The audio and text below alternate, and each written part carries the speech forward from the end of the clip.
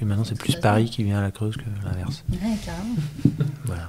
Et alors, ils viennent pourquoi ces cadres urbains? Ils viennent pour bâtir la Creuse ou quand? Ils viennent pour faire leur vie, ils viennent pour se bâtir eux-mêmes. Qu'est-ce que t'en penses? Carrément. J'adore. Pas tellement. Grave. Exactement. Kaeluna. Kailuna. Artisan, que nous aimons ce mot, emprunté à l'époque de la Renaissance à l'italien artigiano, lui-même dérivé du latin artis. L'artisan est celui qui met son art au service d'autrui. C'est ce que nous aimons dans cette symbolique, l'intention de servir à, d'être utile, d'être transmis. Aujourd'hui, nous avons le plaisir d'engager une conversation avec Guillaume et Clémence, deux artisans, passionnés évidemment, deux associés au tempérament sensible et pudique, deux acteurs engagés pour la cause environnementale. Clémence est une femme sensible qui a fait le choix d'un univers d'hommes.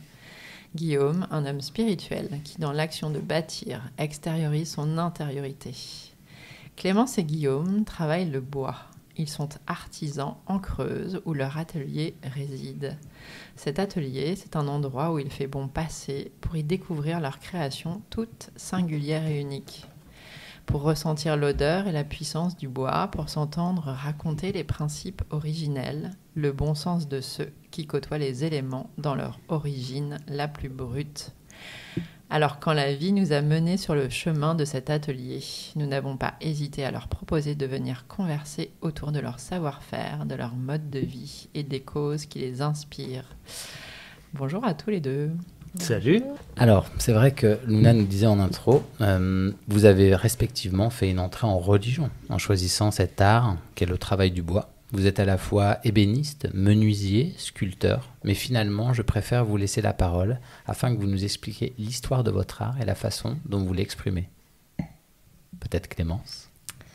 Alors, effectivement, moi je me définis à cheval entre l'ébénisterie et la menuiserie, dans le sens où l'ébénisterie c'est ce que j'ai appris à l'école, mais l'ébénisterie c'est le travail du bois sous forme de plaquage, c'est-à-dire dans une épaisseur très fine pour recouvrir une âme ou quelque chose qui est d'un autre matériau, souvent moins noble. Et en venant en Creuse, je me suis petit à petit dirigée plutôt vers la menuiserie, qui est le travail du bois massif, la matière plus brute, entière. Et voilà. Et aujourd'hui, ça me plaît d'être justement entre les deux, à cheval entre les deux, parce que c'est la finesse de l'ébénisterie, mais le matériau brut de la menuiserie, le bois à l'état naturel, quoi. Non, mais moi déjà, j'adore une femme qui assume de connecter à la matière brute. C'est à la fois extrêmement courageux, sensuel, et inspirant, parce qu'on parle tellement finalement dans nos sociétés voilà, des endroits plus intellectuels, qu'enfin qu'une femme s'exprime au travers du choix qu'elle fait. Déjà d'être en contact physique avec un matériel, qu'elle assume cette capacité de projection, de création et de force. Je trouve ça extrêmement inspirant. Je suis ravie que ce soit toi qui ait répondu la première à cette question, parce que je crois que la force de votre duo à tous les deux, c'est aussi cette capacité que tu as à prendre la parole alors que tu es quelqu'un d'extrêmement pudique et que Guillaume te la laisse, et donc maintenant ça va être intéressant de l'écouter aussi. Ben moi, contrairement à Clémence, je suis pas issu du bois à la base.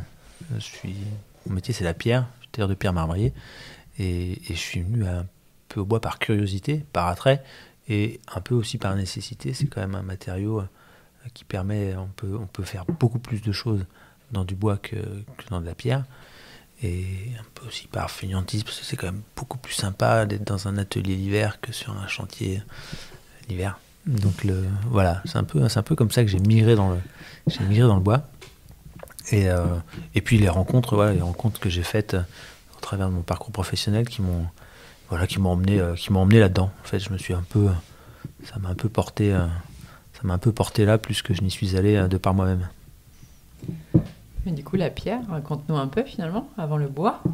La La pierre, un parcours de tailleur de pierre classique, quoi. Tu apprends le métier, l'apprentissage, tu promènes, tu fais un peu le tour de France sans faire les compagnons, tu vois, mais tu vas rencontrer le matériau, les gens, tu fais un peu ton tour du truc, et puis je me suis installé en Creuse un peu par hasard aussi. Et c'est pas forcément... la Creuse, c'est un pays de pierre. Il y a beaucoup de pierre, il y a beaucoup de terre de pierre. Il y a eu beaucoup de terre de pierre, mais c'est pas une pierre... le granit, c'est pas une pierre forcément... c'est un peu ingrat pour le tailleur de pierre, dans le sens où il n'y a pas énormément de travail de restauration, comme tu peux trouver sur Paris, sur toutes les régions de pierre calcaire, pierre tendre, qui se désagrègent beaucoup par le temps. La pierre granitique, qui est la nôtre en Creuse, elle est beaucoup plus dure et du coup elle perdure plus longtemps. Il y a moins de boulot en restauration. Tu répares quelques trucs, mais il n'y a pas de boulot vraiment là-dedans. Et en création, en pierre, il ne se fait pas beaucoup de choses par chez nous, quelques trucs de temps en temps, mais voilà, donc j'ai pas cherché à creuser plus là-dedans chez nous, parce que j'avais pas trop envie non plus de partir de ce département, et voilà, ce que je disais tout à l'heure, les rencontres que j'ai fait, j'ai rencontré un ami ébéniste, et voilà, de par cette rencontre, voilà, j'ai migré gentiment dans le bois, et je trouvais qu'il était plus facile d'exprimer plein de choses dans ce milieu-là que dans la pierre. Mais j'ai déjà une matière plus tendre. Ouais, moins compliqué à travailler, plus facile à travailler de par les machines-outils qu'il existe dans le bois et que tu ne trouves pas dans la pierre. Et c'est des travaux qui sont aussi moins onéreux, et du coup tu touches plus facilement plus de gens. Et puis c'était un matériau nouveau, et voilà, c'est plus ludique d'aller vers quelque chose que tu connais pas que de rester sur quelque chose que tu connais déjà. Pour nous mettre un petit peu un référentiel temps, c'était quand, en fait, quand vous arrivez un peu en Creuse, pour nous donner une idée? Moi, ça fait 17 ans que je suis en Creuse. Et Clémence? Et moi, ça fera 5 ans en janvier 2021. D'accord. Et du coup, c'est intéressant, parce que finalement, toi, la Creuse ou la pierre est trop brute pour permettre la tendresse. Ça fait que tu as été vers un matériau... plus doux. Et toi, Clémence, qui a fait le choix peut-être d'une rupture un petit peu plus organique, vous avez quand même tous les deux été dans un lieu qui vous a confronté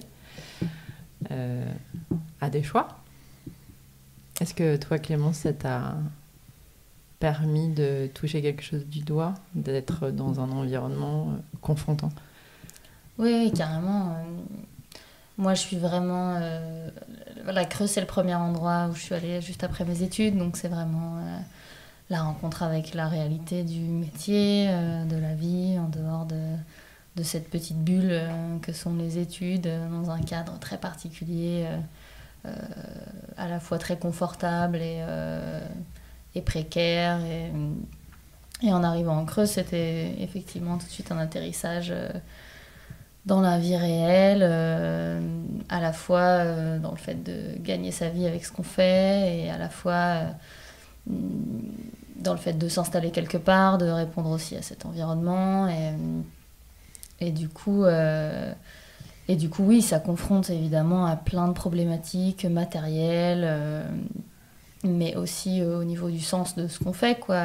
Jusqu'à maintenant, c'était mené par des projets d'études, des projets pour apprendre quelque chose, pour progresser dans l'apprentissage d'un métier. Alors que là, c'était une toute autre démarche.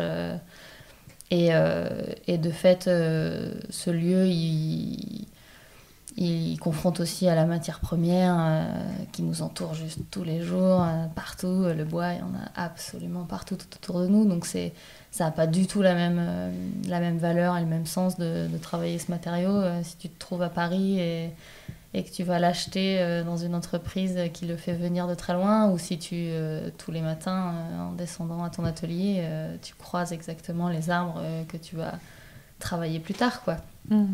Et donc ça, forcément, oui, ça te rapproche énormément de ce matériau que tu vas travailler, et ça fait prendre à ton travail une toute autre dimension, voilà, qui détache juste un peu du produit fini uniquement, et qui te rapproche plus du processus, quoi. Oui, parce qu'on peut accompagner le bois de la forêt jusque chez le client, en fait. On achète du bois, on a des amis qui gèrent des forêts, donc on va avec eux, on choisit des arbres en forêt, et on connaît le bûcheron qui va couper, on connaît le sieur qui va faire les planches ou les poutres, et on peut te dire, bah tiens, ta table, c'était à tel endroit, c'est dans ce bois-là qu'on l'a chopé, et te dire qui c'est qui l'a coupé, tel bûcheron, ou chez tel sieur, et des choses que tu peux pas faire ailleurs. Ailleurs, tu achètes ton bois. Après, ça se passe ailleurs qu'en Creuse aussi, hein. Mais la chance qu'on a chez nous, c'est ça aussi, c'est d'avoir le bout de bois du début jusque chez le client, quoi. C'est un enjeu relationnel. La construction est possible de par les liens. Tu racontes pas la même chose. Enfin, ton meuble, il raconte pas la même histoire quand t'as tous les débuts jusqu'à la fin, quoi.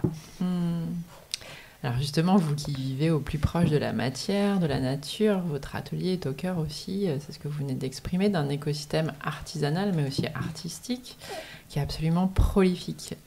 Pouvez-vous nous raconter comment vous êtes respectivement arrivés dans ce territoire creusois et surtout ce qui a fait que vous y êtes enracinés? Parce que c'est vrai qu'il y a évidemment des raccourcis faciles qui font qu'on pourrait se dire que la Creuse, c'est un endroit où il n'y a personne, où rien ne se passe. Nous qui avons eu la chance et qui avons la chance d'y aller régulièrement, au contraire, il y a une densité créative et une diversité artisanale et artistique qui est juste dingue, qui est, à mon sens, complètement mésestimée. Bah ça, nous, on n'y est pour rien, s'il se passe tout ça. Après, moi, personnellement, je ne suis pas arrivé en Creuse pour ça. Et je ne suis pas arrivé non plus là où est l'atelier à Felletin pour ça. Je suis arrivé là, il fallait que je m'installe quelque part. J'ai un peu tourné la question, pas mal. J'étais déjà passé en Creuse et j'avais déjà aimé ce département, ce lieu. Enfin voilà, ça me parle. Ça me parle plus là-bas qu'ailleurs. Donc je suis arrivé en Creuse pour ça. Et je suis arrivé à Felletin parce qu'il me fallait un atelier, j'avais besoin d'un atelier. Et il s'est trouvé que l'ami ébéniste qui quittait cet atelier me l'a proposé, voilà, je suis arrivé, c'est matériel, quoi. Après, c'est vrai que depuis pas mal de temps, il y a une émulsion par chez nous qui est super intéressante, auquel on participe ou auquel on participe pas, un peu comme partout, c'est un peu au gré des humeurs. Mais ouais, c'est nous qui sommes dedans, on peut pas. Moi, des fois, je me rends pas compte effectivement de tout ça, ce qui se fait. Mais c'est vrai quand on prend du recul, on se dit mais en fait la proposition, elle est énorme pour un lieu comme le nôtre. Tout ce qui s'y fait, qu'on adhère ou qu'on n'adhère pas à ce qui s'y fait, il se fait plein de choses. Plein de choses. En fait, on a autant de choix chez nous que chez vous ici à Paris. Enfin, proportionnellement parlé, on peut voir plein de choses. Musicalement, au niveau du théâtre, enfin. Il se fait plein de trucs, quoi. Bah là, tout autour de nous, pour parler concrètement de ce qu'il y a au plus proche de nous, dans notre quartier, à quelques centaines de mètres au maximum de nous, il y a une quinzaine d'artisans et d'artistes aux activités différentes. Donc ça va effectivement du graphisme, de la sérigraphie, à la bijouterie, au tissage... à la charpente, à la fabrication de bière, voilà, ça va vraiment de la fabrication de boissons, quelque chose de vraiment concret, au contraire des pièces artistiques de plein d'envergures différentes. Et encore, là je parle effectivement juste de ce qu'il y a tout au plus proche de nous. Nous, on a fait l'expérience, pas cette année à cause des circonstances un peu particulières, mais l'année passée d'organiser les journées des métiers d'art, les journées européennes des métiers d'art qui ont lieu tous les ans à une date précise, de les organiser chez nous dans notre quartier et d'essayer de regrouper un peu justement tous les artisans du coin, de la Creuse en général, ou en tout cas des villes qui nous sont proches, et de s'apercevoir que en fait c'est pas 15 ou 20 artisans, on était une soixantaine ou quelque chose comme ça, avec des activités diverses et variées, et puis surtout des approches très différentes pour une même activité, plein de façons de faire différentes. Donc voilà, effectivement totalement insoupçonnée, mais il y a une espèce de prolifération comme ça d'activités artistiques et artisanales autour de nous. Vous avez un autre complice, son prénom c'est Vincent. En quoi vos 3 univers sont-ils nourriciers d'un projet collectif au service d'autrui? Puis parlez-nous un peu de vos créations, à qui en fait elles vont, vos clients, ce que vous faites. La collaboration avec Vincent et Antoine, en fait, on est 4 dans notre atelier. On est 4 indépendants, c'est-à-dire qu'on bosse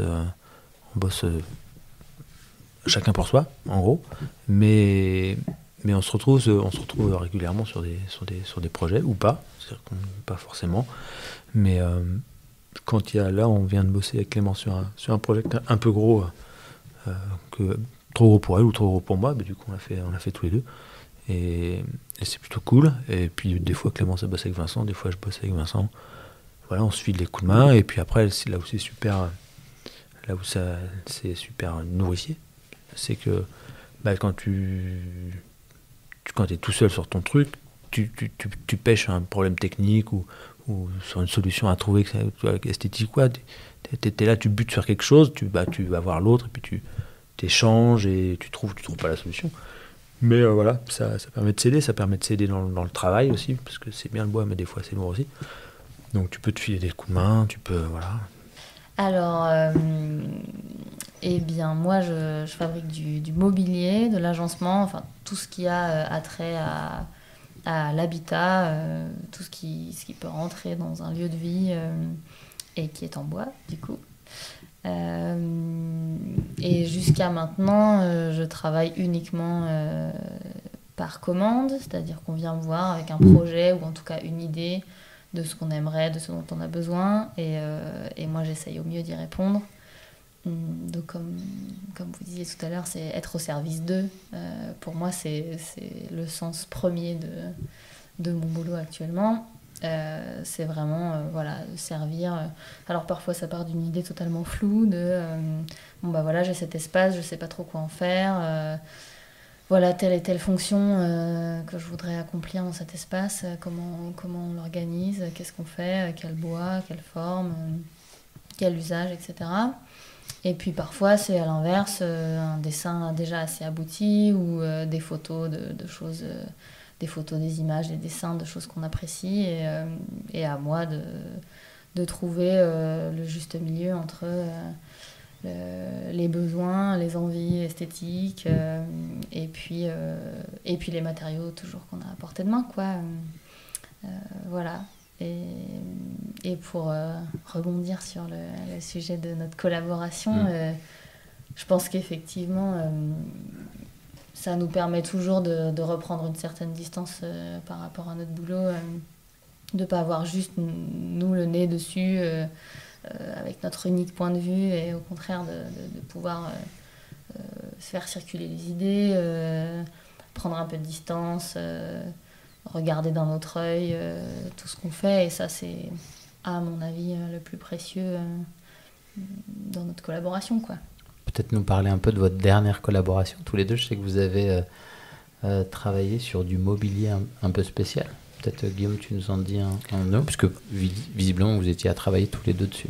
Ouais, on a bossé tous les deux sur un projet, mais pas que tous les deux, c'était pour un architecte, du coup, et un sculpteur aussi. Donc on a fait une partie du job, et voilà, c'est ce que disait Clémence, là, c'était un projet qui était vraiment, nous on nous a amené des dessins, et c'était hyper intéressant dans la collaboration, c'est que c'était des dessins d'un architecte, et qui n'avait pas forcément une notion technique du bois, des problématiques que pouvaient amener ces lignes, et on a eu des vraies discussions, des vrais échanges autour de ce qu'il était possible de réaliser dans ces dessins, là où est-ce qu'il fallait faire bouger ces lignes justement pour que ça puisse correspondre à du bois massif, etc.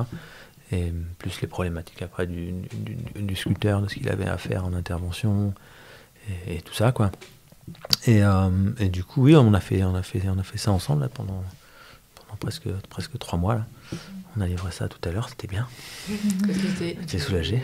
Mobilier. C'est du mobilier Pour liturgique. une église Ouais, mobilier liturgique. Ouais, c'est la première fois qu'on travaillait pour le salut de notre âme. Et on espère que ça se passe bien parce que l'enjeu il est gros derrière. Pour notre âme, il y a du boulot quand même. Hein. La Creuse, ça arrange pas tout ça. Mais... Bref, c'est un autre débat. Pas que la Creuse, ça creuse. Et ben, pour rester sur le sujet, c'est vrai que notre société est devenue une société de service, d'assistanat, si on peut dire à certains endroits. On a par facilité d'ailleurs opposé les métiers dits intellectuels aux métiers manuels. Pourtant, nous avons tous conscience, je crois, en tout cas je l'espère aujourd'hui, de l'enjeu de revenir aux fondamentaux, comprendre les cycles et les lois de la nature, s'autonomiser dans une consommation responsable, savoir produire ce qui nous est nécessaire dans une attitude frugale. Et vous qui avez fait le choix d'un art de vivre que moi j'estime en tout cas précurseur, est-ce que vous pourriez nous parler justement de vos attitudes quant à la production et à la consommation, et puis surtout en quoi en tant qu'artisan vous défendez un art de vivre? Bah, déjà, quand tu es artisan, moi c'est ce qui me plaît dans ce mot-là, moi, ce qui est ma définition de l'artisan en opposition à l'entrepreneur, en fait, c'est que l'artisan, lui, il est là pour gagner sa vie et faire du bon boulot. Il a appris un métier et son but, c'est de faire du bon boulot pour un architecte, pour un client, pour quel que soit le donneur d'ordre. Lui, il est là pour faire du bon boulot et gagner sa vie. L'entrepreneur est là pour gagner de l'argent. Pas forcément parce qu'il est dans une démarche de gagner de l'argent, mais parce que le système lui impose de gagner de l'argent, parce qu'il a des salariés, parce qu'il a des emprunts, parce qu'il y a tout ça. Donc moi j'ai déjà expérimenté ce truc-là, donc j'ai déjà été entrepreneur et tout, donc je sais que c'est pas mon truc. Et je sais que je vis beaucoup mieux à être maintenant comme je suis tout seul, en collaboration avec d'autres qui sont dans le même état d'esprit, qui sont tout seuls, c'est-à-dire qu'on n'a pas c'est pas qu'on veut pas de salariés ou de ce type de collaborateurs, mais on sait que moi je sais que c'est mettre le doigt dans un engrenage qui ira pas dans le sens de faire du bon travail. C'est-à-dire que tu rentres forcément dans une démarche où tu es obligé de gagner de l'argent. Donc et de tout le monde, tu ne peux pas te permettre d'en perdre ou d'en perdre trop. Tu vois, et du coup, c'est au détriment de faire du bon boulot. Et c'est pour moi, je pense que quand tu es dans des coins comme le nôtre, comme la Creuse, où tu peux vivre sans grand besoin, et ben ça te permet encore de pouvoir faire ça, tu vois, d'être un artisan, de pouvoir faire du bon boulot pour des gens et de pouvoir te dire, bah, allez, pas trop de thunes, c'est pas grave, je fais un petit effort, machin, tu vois, des choses que tu peux pas forcément te permettre à des endroits où il faut que tous les mois tu as ça qui tombe, tu as les salariés, tu as les machins, et il faut que tu rentres de l'argent, et bah tant pis. Oui. Et c'est au détriment de tous ces trucs-là. Il faut faire les courses en région parisienne. Ouais. Ça coûte cher de manger. Mais justement, c'est ça qui est intéressant dans vos habitudes de consommation, le rapport à l'habitat et à la nourriture. C'est les fondamentaux. T'as besoin de quoi? T'as besoin d'un toit sur ta tête pour pas te faire mouiller quand il pleut et avoir froid quand il fait froid. Et puis t'as besoin de manger. Bon, de t'habiller aussi. Hein. On vit pas nu. Enfin, ça nous arrive, mais voilà. Bref. Mais c'est les fondamentaux. Et du coup, quand tu veux. Moi, je sais que pour vivre comme j'ai envie de vivre, il faut que je supprime les trucs qui servent à rien. Et les trucs qui servent à rien, c'est avoir. J'ai pas de télé. Chez moi, j'ai même pas internet. J'ai mon téléphone, hein, si je veux regarder un truc. Je me sers de mon téléphone pour aller regarder ce que j'ai envie de regarder, écouter ce que je veux écouter. C'est pas non plus un désert numérique total, mais j'ai internet à l'atelier, donc je peux gérer ma vie, parce qu'il faut quand même gérer sa vie avec internet. Mais j'ai viré et tout, j'ai pas de tablette, j'ai pas de machin, je vire, je pars pas tout le temps en vacances. Voilà. Et dans ta consommation. Mais je m'éclate dans d'autres trucs, parce que je m'éclate, voilà. Moi je me fais mon marché chez des gens qui produisent à côté, et ça me coûte un poil plus cher que. Et encore on a des débats là-dessus, mais Mais voilà, je sais les gens à qui je prends mon pain, c'est eux qui font pousser leurs céréales, c'est eux qui font les nouilles, donc je leur achète les nouilles à eux. Et voilà, je connais un herboriste, tu connais plein de gens, tu connais plein de gens et on connaît des gens qui font plein de trucs, qui font la céramique, qui font, ouais, si tu veux offrir voilà, comme disait Clémence, on a des bijoutiers, si tu veux offrir des bijoux à ta chérie, à ton pote, je sais pas quoi, tu peux, on connaît, voilà, tu peux, et pour moi c'est plus ça, enfin pour moi c'est les vraies valeurs, c'est des vraies valeurs humaines, c'est des gens à chaque fois que tu es en face, c'est pas des... Clémence, ton regard, toi, un petit peu, sur ce qui est dit, sur cette frugalité, au final, non pas de se contenter, mais d'aller à l'essentiel, toujours avec l'enjeu relationnel. Eh bien... Toi, quand tu as débarqué il y a 5 oui, ans... j'allais dire, effectivement, tout à l'heure, vous opposiez... Enfin, vous mettiez un peu en vis-à-vis ces métiers intellectuels hyper valorisés vis-à-vis de ces métiers manuels complètement oubliés ou dévalorisés on va dire, dans l'idéal citadin, ou enfin, non pas citadin, mais dans l'idéal général qu'on se fait d'un métier. Je pense que justement la Creuse ou les régions qui lui ressemblent, c'est l'endroit où les gens viennent quand ils laissent tomber. Moi, la première, j'ai laissé tomber l'image d'un métier intellectuel qui allait me rapporter de l'argent et qui allait me permettre d'accéder à plein de choses dont je pensais avoir besoin. En tout cas, y a beaucoup de gens vers chez nous qui font cette démarche de se dire, en fait, qu'est-ce qui est primordial pour moi, qu'est-ce qui est nécessaire déjà, et puis qu'est-ce que j'ai vraiment envie de faire, qu'est-ce qui me nourrit, qu'est-ce qui m'habite, et du coup ça a créé un genre de population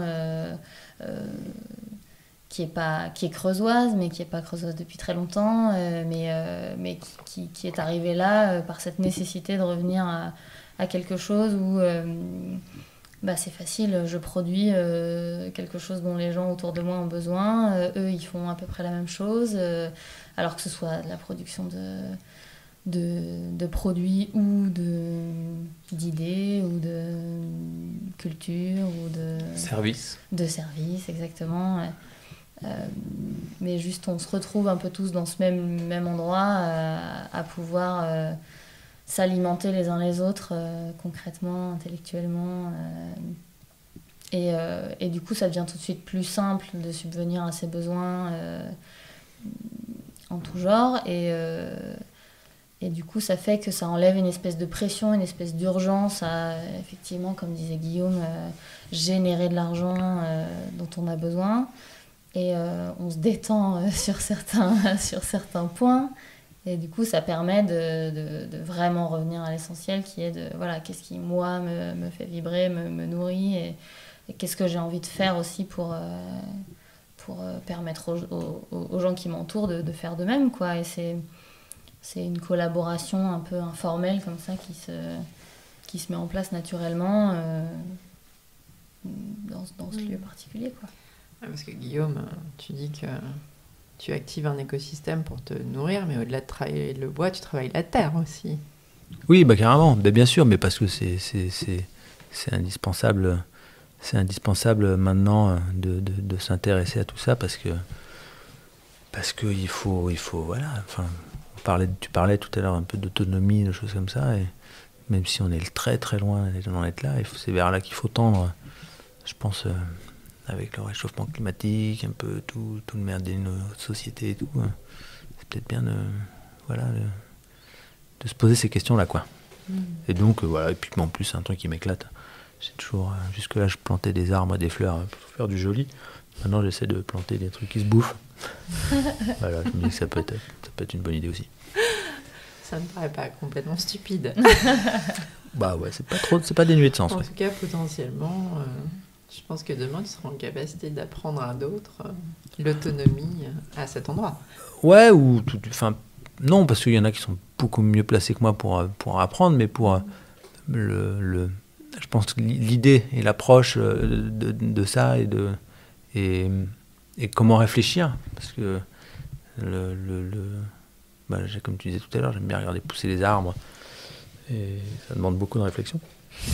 Mais du coup, voilà, comment réfléchir. Moi, je sais que voilà, ça fait 6 ou 7 ans que j'ai ma maison, que je réfléchis pas mal du pourquoi, du terrain, pas tout seul, il y a plein de gens qui m'ont aidé dans ces réflexions-là, mais au final, je trace ma ligne tout seul, et du coup, ouais, c'est vachement intéressant ça. Et ça, c'est le truc que je trouve intéressant à partager avec d'autres sur comment tu réfléchis globalement à un endroit, et en fonction de ce que tu as envie d'y faire toi, et on est tous différents là-dessus. Tu pourrais avoir toi un terrain et avoir envie d'une approche qui soit la tienne, avec des parties de réflexion qui soient les miennes, et sans trop savoir comment articuler ça, et c'est plutôt bien de voilà, je trouve que c'est un truc que j'ai plutôt pas mal mûri, c'est ça, en tout cas. En tout cas, ça te permet de vivre sans Wi-Fi, sereinement. Mais grave. Toi, Clémence, le Wi-Fi quand même, tu l'as toujours? Ils ont une internet qui arrive, mais ça marche jamais. Donc. Non, ouais, voilà, c'est ça. Au final, ils sont pareils que nous. Ça marche jamais. Sauf qu'ils payent un abonnement. Bon, c'est quel opérateur qui ose facturer alors qu'il n'y a pas de réseau? C'est un autre débat. Eh bien, oui, pour moi, c'est à peu près c'est un peu la même démarche. Je pense que c'est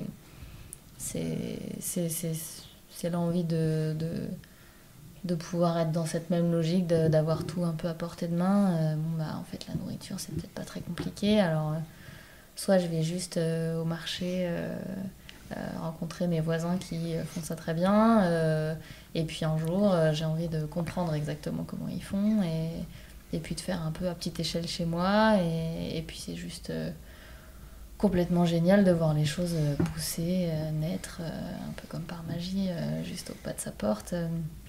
Donc je pense que assez naturellement, c'est le lien à l'endroit où on vit justement qui génère ce genre d'envie, quoi. On est tellement proche de la terre, de notre jardin, que naturellement ça vient assez vite. Moi par exemple, je suis totalement un produit de la ville et en mettant les pieds aux Creuses, ça, un peu comme par magie, on s'intéresse à comment les choses qui t'entourent en sont arrivées là, et puis c'est presque facile parce que effectivement tu trouves, comme tu disais, les interlocuteurs qui sont là pour t'expliquer leur démarche, qui eux ont cherché, se sont heurtés à différents problèmes, et c'est tout de suite hyper facile d'en discuter aussi parce que il n'y a pas les enjeux économiques dont on parlait tout à l'heure, il y a beaucoup moins de pression, et du coup l'échange et le partage d'informations il est hyper naturel et sans ambiguïté, sans retenue, et ça c'est génial quand même. C'est vrai que c'est un endroit extrêmement organique, brut, et je suis extrêmement touchée par Clémence parce que c'est quand même un endroit, en tout cas moi quand j'y suis, que je trouve extrêmement masculin, et c'est pour ça qu'on voulait vous podcaster ensemble tous les deux, parce que cette association que vous créez, quand bien même vous êtes 4 dans cet atelier, moi je trouve que ce qu'apporte Clémence dans cet endroit augmente ce potentiel de création dans une forme de pudeur, de sensibilité, de silence parfois, et je serais intéressée là pour le coup, Guillaume, à t'entendre sur comment ça se passe quand une femme débarque dans un atelier pour travailler le bois. Je pense que certes, le fait que Clémence soit une femme dans l'atelier, ça amène des trucs complètement différents, mais mais pas tant que ça, parce qu'en fait, le fait qu'on soit 4, qu'on soit vraiment 4 de milieux vraiment différents, on est un peu déjà dans le... Enfin, tu vois, on n'est pas des gros bourrins, même si on est quand même des bons bourrins. Mais on est des bons avec une petite sensibilité, quoi. Elle régule quelque chose quand même, non? Je sais pas. Tu régules quoi, toi? En tout cas, vaut mieux qu'elle soit là que pas. Ah, mais grave, 100% d'accord. Alors là, on a envie de vous entendre aussi. Comment réagissez-vous à cette tendance légitime d'un désir de nombreux cadres urbains de changer de vie et de revenir à la terre? j'allais dire en plus, avec la période qu'on traverse et qu'on a traversée, j'ai l'impression que ça s'est accéléré. Ce retour à la terre des cadres urbains, quel est votre regard, peut-être Clémence? Alors moi,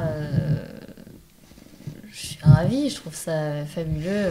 Enfin, j'estime que j'en fais partie, donc évidemment, je le conseille à n'importe qui. Je trouve ça formidable de faire cette démarche-là si vraiment elle répond à une envie, un réel besoin.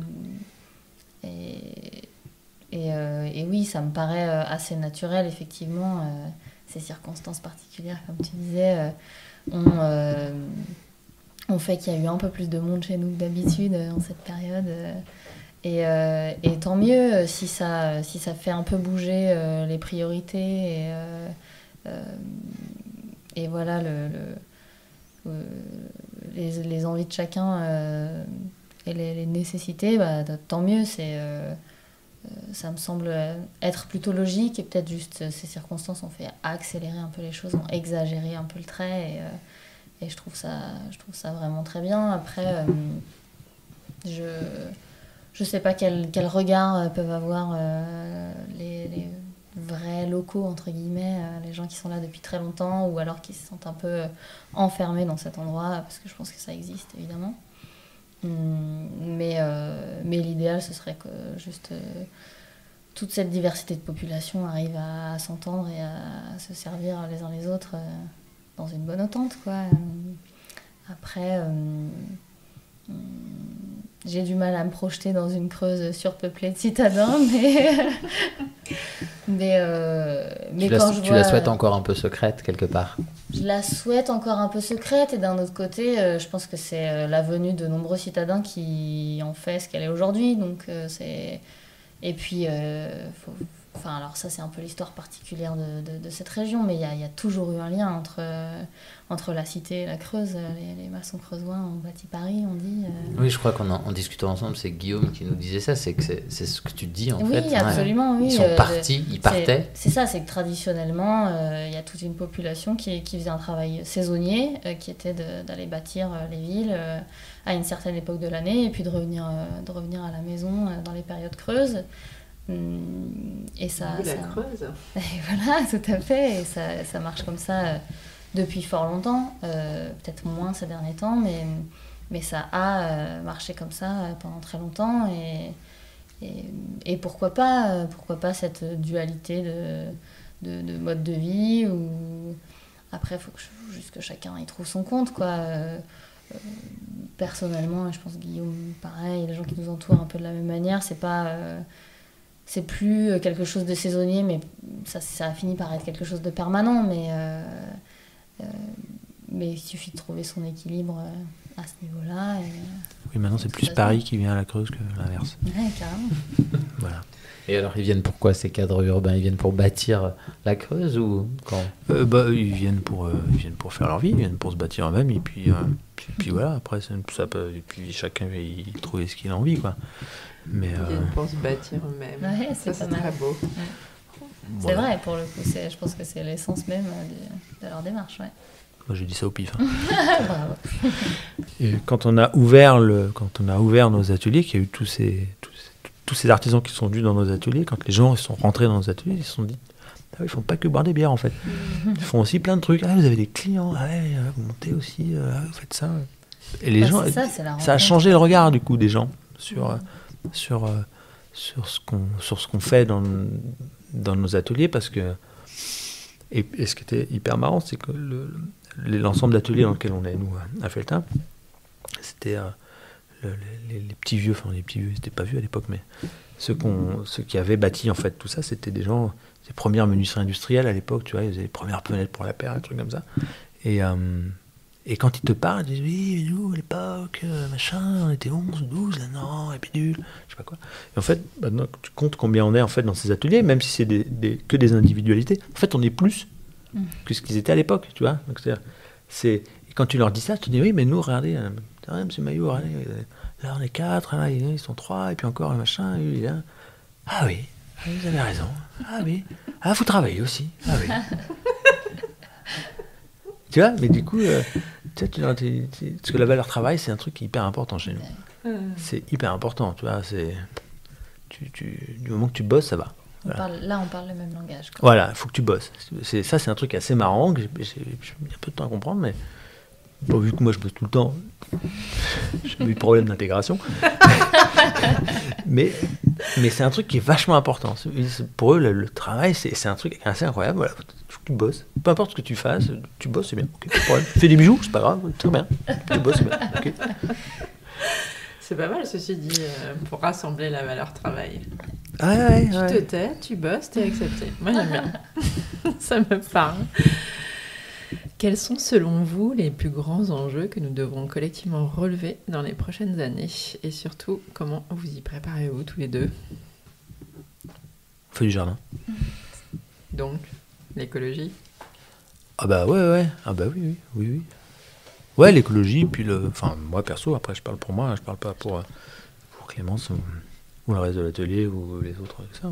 Moi, oui, clairement, c'est vrai, accès l'autonomie sur la nourriture. Ben, ouais, ça, ouais, pour moi, pour avoir une plus grande autonomie et apprendre, en fait, beaucoup de choses, emmagasiner un max de savoir. Après, je ferai jamais rien. Je peux pas tout faire, je ferai pas tout. Donc après, c'est aussi lier des contacts avec des gens qui font d'autres choses et qui peuvent être complémentaires. C'est-à-dire que, bah ouais, moi je vais faire pousser des patates, parce que ça va être cool, ça va être marché. Comme tu disais tout à l'heure, Clément, l'été, ouais, je vais savoir me faire à bouffer. L'hiver, c'est quand même vachement... C'est un vrai boulot, maraîcher, tu vois. Même si tu es plutôt doué dans ton job, si tu es bon jardinier, avant de pouvoir manger toute l'année, ton truc, c'est chaud. Donc après, c'est faire du réseau et puis savoir ce que toi tu peux apporter aux autres et dans un cadre différent de celui qu'on connaît maintenant. Ouais. C'est-à-dire que le réchauffement climatique, ce que ça va emmener comme migration, comme changement d'habitat,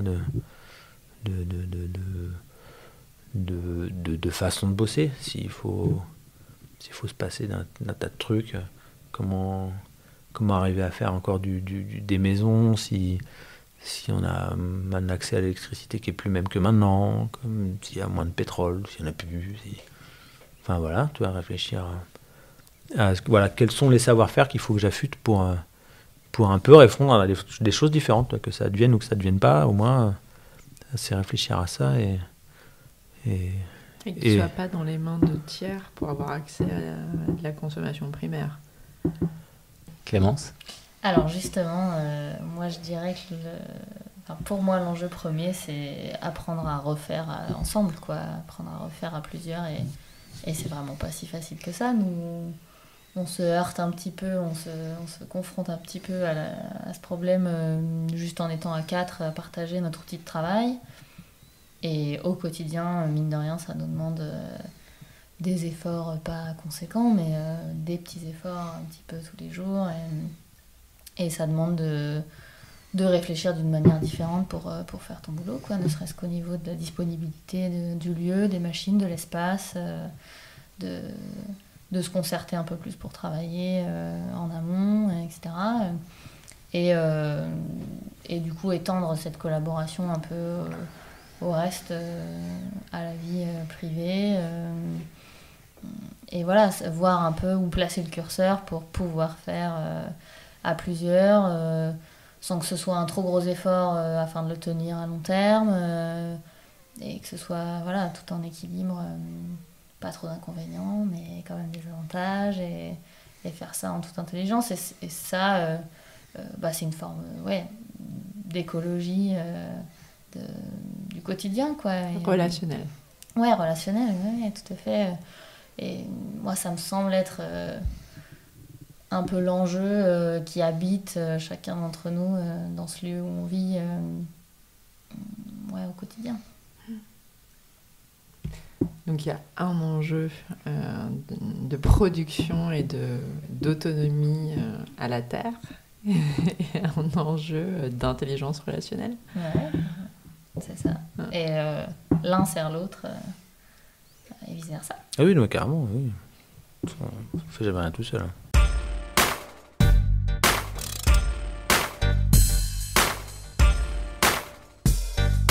Kai et Luna.